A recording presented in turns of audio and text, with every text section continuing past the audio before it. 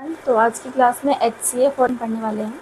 ठीक है, कुछ क्वेश्चंस बताऊंगी, कुछ बेसिक बताऊंगी, बेसिक से स्टार्ट करेंगे, कुछ इजी लेवल के क्वेश्चन बताऊंगी और उसके बाद कुछ हार्ड लेवल के क्वेश्चन बताऊंगी। ठीक है, तो ज़रूरी है पहले उसका बेस समझना। ठीक है, कि आपको पता नहीं चलेगा कि इसमें LCM करना है या HCF करना है, तो वो ट्रिक भी बताऊँगी कैसे फाइंड आउट करते हैं, ये कौन सी कैटेगरी का क्वेश्चन है। इस टाइम के लिए तो मैंने यहाँ पे राइट डाउन कर दिया है क्वेश्चन, बट नेक्स्ट के लिए मैं स्क्रीनशॉट लगा दूँगी।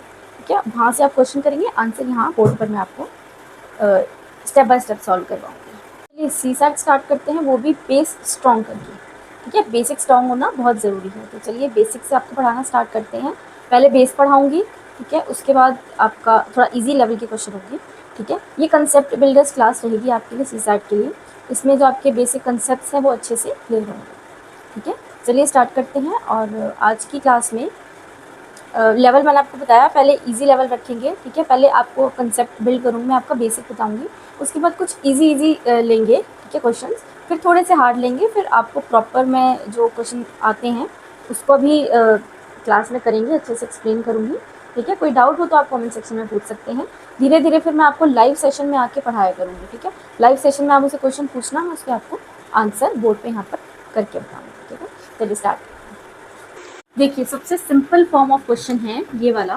ठीक है, इसमें क्या पूछा है, what is the largest number that divides of all 36, 324, ठीक है, 2916 एंड 10।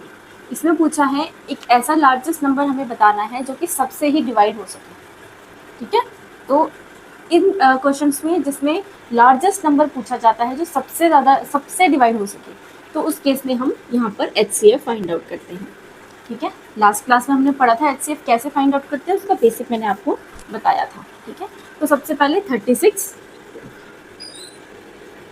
324, 2916 और 108, पहले हम इन सब के HCF निकालेंगे। ठीक है, HCF निकालने के लिए हमें सिंपली क्या करना है, यहाँ पर हम इसकी फैक्टराइज कर लेंगे, है ना।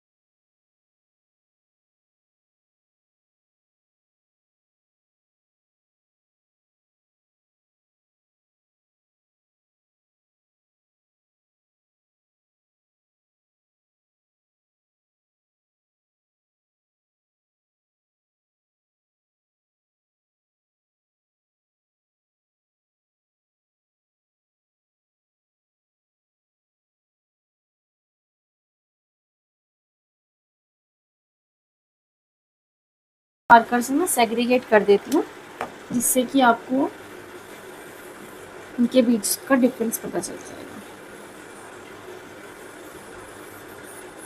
अब विजिबल है। ठीक है, ये अलग अलग है। ठीक है, इसका भी हमने LCM ले लिया, फैक्टराइजेशन कर लिया। ठीक है, अब हम देखेंगे इन सबके जो फैक्टर्स हैं, ये जो फैक्टर है, ये जो फैक्टर है, ये जो फैक्टर है, इन सब में हम इनका कॉमन नंबर निकालेंगे। ठीक है, जैसे कि इसका क्या है, 2 to the power 2 और 3 to the power 3। ठीक है, इसका निकालेंगे तो आएगा, अब इसका निकालेंगे 1 2, ये 3 की टेबल से हुआ है, 2 to the power 2, 1 2 3 4, 3 to the power 4। ठीक है, अब इसका निकालेंगे 1 2, ये आई थिंक 3 की टेबल से हुआ है ना, बाकी सब 3 की टेबल से है, तो 2 to the power 2 multiply bye 3 कितनी बार है, 1 2 3 4 5 6, 3 to the power 6। समझ में आया क्या कर रही हूँ।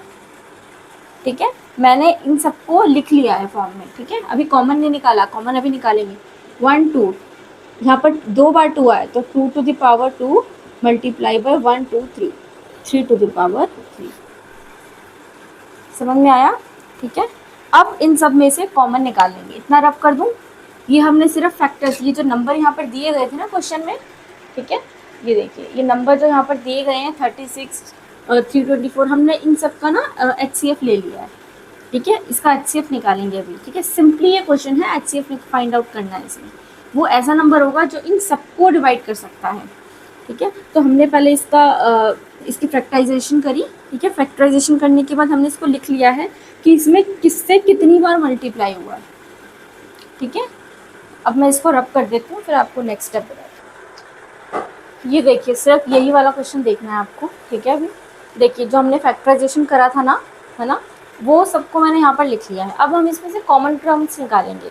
ठीक है, कॉमन टर्म्स निकालेंगे हम इसमें से, जैसे 2 to the power 2, 2 to the power 2, 2 to the power 2, 2, ये सब में है। ठीक है, तो हमने एक कॉमन निकाल लिया 2 to the power 2 multiply by, अब यहाँ सब पर 3 है तो यहाँ पर भी 3 लिख देंगे। अब देखेंगे कि सब में कॉमन क्या है ना, 3 टू द पावर 2, इसमें से भी 2 बार हम 3 निकाल लेंगे, इसमें से भी निकाल लेंगे और इसमें से भी निकाल लेंगे। तो 3 टू द पावर जो 2 है ना, वो सब में कॉमन है। ज़्यादा हो सकता है पर इतना तो है ही है, इतना तो है ही है, इससे ज़्यादा हो सकता है पर इससे कम नहीं है ना। तो 3 टू द पावर 2। ठीक है, अब 2 2 ज़ा 4 इंटू 3 3 ज़ा 9, तो हमारा जो आंसर आता है वो है 36। ठीक है, इस 36 का मतलब क्या है, जो हमारा आंसर है वो है 36। इसका मतलब 36 एक ऐसा लार्जेस्ट नंबर है जो कि 36 से भी डिवाइड हो सकता है, इससे भी डिवाइड हो सकता है, इस नंबर से भी डिवाइड हो सकता है और इस नंबर से भी डिवाइड हो सकता है। ठीक है, तो ये हमारा आंसर आ गया 36। 36 को अगर हम इन सब से डिवाइड करेंगे तो ये सबसे डिवाइड होगा, ये इससे भी होगा। ठीक है, 36 से भी होगा, 36 324 से भी होगा, 36 2916 से भी होगा और 36 108 से भी डिवाइड होगा। ठीक है, ये बहुत बेसिक है, ये मैं आपको पता है क्यों लिख के बता रही हूँ, ये वर्थ है, इसको लिखने का कोई मीनिंग नहीं है, ये मैं आपको इसलिए लिख के बता रही हूँ। बेसिकली हमसे पूछा क्या था क्वेश्चन में कि एक ऐसा लार्जेस्ट नंबर हमें फाइंड करना है जो कि इन सब से डिवाइड हो सके। तो उसके पहले हमने ये वाले मेथड से इसका HCF निकाला, उसके बाद इसमें कॉमन टर्म निकाली, इसका जो HCF आएगा, डायरेक्ट क्वेश्चन है ये, इसका HCF जो आएगा वो हमारा आंसर होगा। आई होप आप लोग को अच्छे से समझ में आया हो। ठीक है, चलिए नेक्स्ट क्वेश्चन पे चलते हैं। देखिए कई बच्चों को ना कॉमन लेने में, नेक्स्ट क्वेश्चन से पहले एक बात बताऊँ मैं आपको, कई बच्चों को ना कॉमन लेने में बड़ी प्रॉब्लम आती है। ठीक है, तो कॉमन, जैसे मैंने इसमें से कॉमन लिया है, तो कॉमन किस तरह लिया जाता है मैं उन बच्चों को बताना चाहती हूँ जो इस टाइम नहीं बेसिक से सीख पा रहे हैं। ठीक है, कॉमन लेना, देखिए किसी भी टर्म में जब कॉमन लिया जाता है ना, कॉमन का मतलब होता है आपको कम से कम इतना नंबर, जैसे ये सब डिजिट है ना, इन सब में 2 टू द पावर 2 कॉमन है, कॉमन है ना, इसमें भी आ रहा है, इसमें भी आ रहा है, इसमें भी आ रहा है, इसमें भी आ रहा है। तो ऐसा नंबर जो कि सब में आ रहा हो उसको लिख लेते हैं। ठीक है, इनटू, अब हमें इस वाली टर्म में ऐसा नंबर चाहिए जो सब में आ रहा हो, कम से कम सब में ही आ रहा हो, ज़्यादा कितने भी हो सकते हैं। ठीक है, या जैसे कि सपोज़ ये 3 टू द पावर 4 है, सपोज़ अगर ये 48 भी होता ना, जब भी हम उसमें एक ऐसा कॉमन नंबर निकालते हैं जो सब में है, जैसे कि 3 to the power 2, 3 to the power 2 सब में है। ठीक है, 48 में भी अगर हम 2 निकाल लेंगे तो 3 टू द पावर 46 बच जाएगा, 2 निकाल लेंगे ना। ठीक है, तो मतलब 3 टू द पावर 2 इसमें भी है, इसमें भी है, इसमें भी है, इसमें भी है, ज़्यादा कितने भी हो सकते हैं। सपोज़ आप 480 लगा दो आगे इसके। ठीक है, कितने भी हो सकते हैं पर कम से कम कितने होने चाहिए। ठीक है, 3 टू द पावर 2 सब में आएगा, तो हमने इस तरीके से कॉमन लिया था। अब इसको सॉल्व कर लो, जो सॉल्व कर लोगे वो आपका आंसर होगा। ठीक है, और वही आपका HCF होगा, वही आपका क्वेश्चन का आंसर भी होगा। आया समझ में? चलिए नेक्स्ट क्वेश्चन पे चलते हैं। जो अभी हमने क्वेश्चन किया था कि इसमें से ऐसा नंबर बताना है जो सबसे डिवाइड हो। ठीक है, ये वाला क्वेश्चन किया था जिसका हमारा आंसर 36 आया था। ठीक है, आई होप वो अच्छे से आपको समझ में आया हो। नेक्स्ट क्वेश्चन बिल्कुल सेम है एज इट इज़, बट इसमें डिफरेंस क्या आया है, उसमें डायरेक्ट पूछा था, इसमें इनडायरेक्टली पूछा है। तो क्वेश्चन पढ़ लेते हैं। 294 ब्लू बॉल्स, ठीक है, and 252 pink balls and 210 yellow balls are to be distributed equally among some students. इतनी ब्लू बॉल्स, इतनी पिंक बॉल और इतनी येलो बॉल्स सब में इक्वली डिस्ट्रीब्यूट कर दी गई, ठीक है, सब में डिस्ट्रीब्यूशन कर दिया गया इन बॉल्स का, such that each students get ball of exactly one colour and no balls are left over. अब इसमें पूछा क्या है, कुछ स्टूडेंट ऐसे हैं जिन्हें सेम कलर की मिली है और कोई भी बॉल नहीं बची है, ठीक है, इसमें लेफ्ट ओवर नहीं हुई है। तो हमें क्या फाइंड आउट करना है, what is the maximum number of ball that each student gate. जितने भी स्टूडेंट्स हैं उसमें से मैक्सिमम जो बॉल हैं वो मिली है, ठीक है। तो हमें सिर्फ इतना फ़र्क है, वो डायरेक्ट पूछा था, ये इनडायरेक्ट है। मतलब इसमें भी हमें एक लार्जेस्ट नंबर फाइंड करना है, पिछले वाले क्वेश्चन की तरह जो सबसे डिवाइड हो रहा है, ठीक है। तो प्रोसीजर सेम है, ठीक है। आई होप आपको कोई प्रॉब्लम नहीं होगी इस क्वेश्चन में, ठीक है। रिवीजन के लिए दोबारा कर लेते हैं। 294, ठीक है, 210 और 252। 2 1 2, 2 4 8, 2 7 3 4 12, 3 9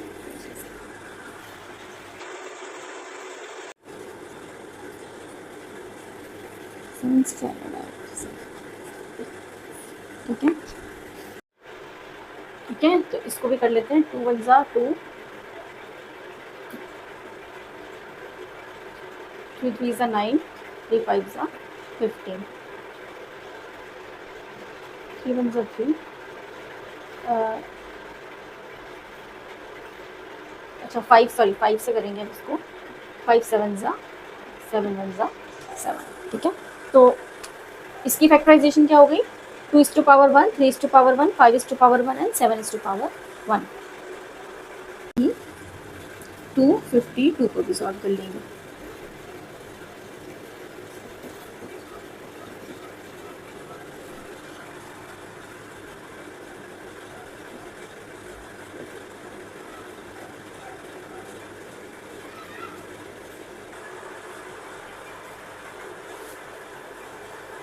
टू 94 पहला नंबर था, इसमें कितनी बार है, 1 बार 2 है ना, 3 एक बार है, 7 2 बार है। इन अ सेम वे 252 को भी कर लेते हैं, ठीक है।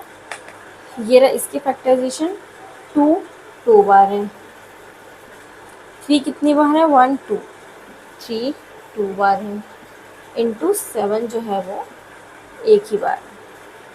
अब नेक्स्ट डिजिट हमारी 210। अब इन सब में से कॉमन निकालेंगे, ठीक है। इन सब में से 2 इन तीनों में है, तो 2:1, ठीक है, इंटू अब इन सब में से 3:1, 3:2, 3:1, इन सब में एक कॉमन टर्म है, वो है 3:1, ठीक है। अब 5 इन दोनों में नहीं है, तो 5 को कैंसिल कर दिया जाएगा। 7 इन तीनों में है, तो 7 को कॉमन निकाल लेंगे, 7:1, ठीक है। तो हमारा आंसर क्या आएगा, 3 2 6 एंड 6 7 42। तो हमारा जो आंसर है वो 42 आएगा, ठीक है। अब क्वेश्चन में आपसे क्या पूछा था, क्वेश्चन में आपसे पूछा गया था कि what is the maximum number of balls that each students gate. एक स्टूडेंट के पास कितनी बॉल है, मैक्सिमम नंबर ऑफ बॉल कितना हो सकता है। तो हमारा जो आंसर है वो होगा 42। तो चारों ऑप्शन में से जहाँ पर भी आपको 42 लिखे उसे बिना देखे टिक कर देना, सॉरी देखकर करना, गलत टिक ना हो जाए, ठीक है ना। अच्छे से समझ में आया स्टेप बाय स्टेप। इससे इजी तरीका भाई नहीं है समझाने का, ये बहुत स्टेप बाय स्टेप है। मतलब जिसे कहते हैं ना एक स्कूल के बच्चे को पढ़ाना, वैसा स्टेप बाय स्टेप है। इसको अगर आपको नहीं समझ में आया, इस वीडियो को दोबारा देख लीजिए और दोबारा समझने की कोशिश कीजिए। फिर भी कोई डाउट हो तो मुझे कमेंट सेक्शन में ज़रूर बताइएगा, नेक्स्ट क्लास में आपका डाउट क्लियर कर दूँगी। इस क्लास में मैंने मैक्सिमम 2 प्रॉब्लम्स लिए थे, एक ईजी और दोनों एक ही लेवल के सवाल थे, बट इनमें डिफरेंस क्या था, वो डायरेक्ट पूछा था, ये इनडायरेक्ट पूछा है, ठीक है। तो इनमें थोड़ा सा डिफरेंस है, तो छोटे छोटे डिफरेंसेस को नोटिस करना है, जब आपको बेसिक समझ में आएगा कि किस चीज़ का क्वेश्चन है, ठीक है। तो आई होप अच्छे से समझ में आया आपको। नेक्स्ट क्लास में मैक्सिमम हम 4 to 5 क्वेश्चंस रखेंगे एक क्लास में, ठीक है, अलग अलग टाइप के, जिससे आपको हर तरीके के क्वेश्चन का बेस समझ में आए, ठीक है। वीडियो को लाइक कर दीजिएगा, ठीक है, पसंद आया हो तो, और चैनल को सब्सक्राइब कर लीजिएगा फर्स्ट टाइम देख रहे हो, और शेयर ज़रूर कर दीजिएगा। मैं मिलती हूँ आपसे नेक्स्ट वीडियो में अगली क्लास में।